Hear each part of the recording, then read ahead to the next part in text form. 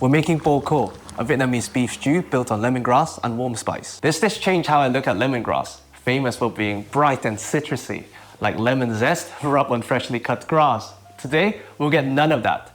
Long cooking, something I used to avoid with lemongrass, trades brightness for depth, giving a woody, herbaceous structure that binds the spices and keeps the beef from being heavy. The ultimate bay leaf.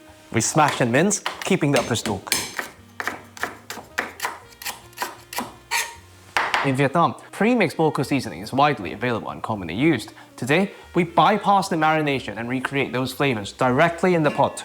Medium-low heat with a thin layer of neutral oil, shallots in to form our savory base and provide some subtle sweetness, garlic for more umami and more sweetness, ginger to provide some background warmth. We cook to evaporate the water content, concentrating the flavors we just mentioned.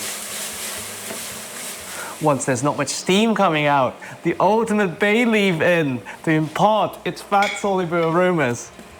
Traditionally, the famous red color comes from annatto seeds in either powder or oil form. Many modern recipes call for some form of tomato, with the added benefit of a bit of umami, a bit of acidity, and a bit of sweetness. If color is your primary consideration, another good alternative is sweet paprika. But use whatever the shopping permits, or mixture.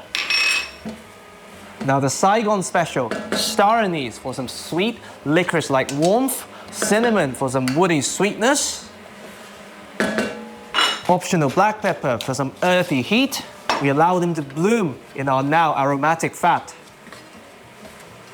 Now we season with fish sauce for a ton of umami and salt. The famous marine funk is extremely heat sensitive and would fade completely. We're aiming for about 0.8% salt of the weight of the beef to allow room for adjustment later.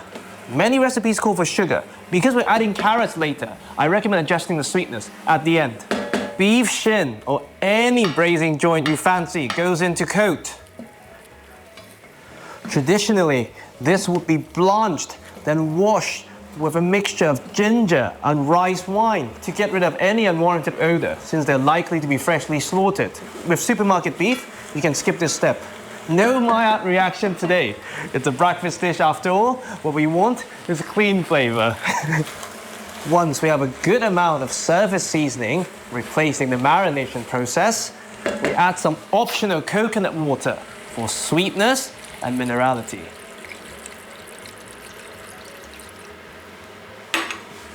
We form one even layer to minimize the need for dilution, then top up with just enough water to cover everything. Optional, a couple of green stalks we kept for some controlled tannic bitterness. We bring this to a gentle simmer, lid on until tender, about 3 hours.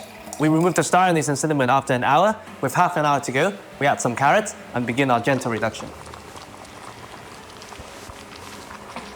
Look at that. We taste and adjust the seasoning and we can plate.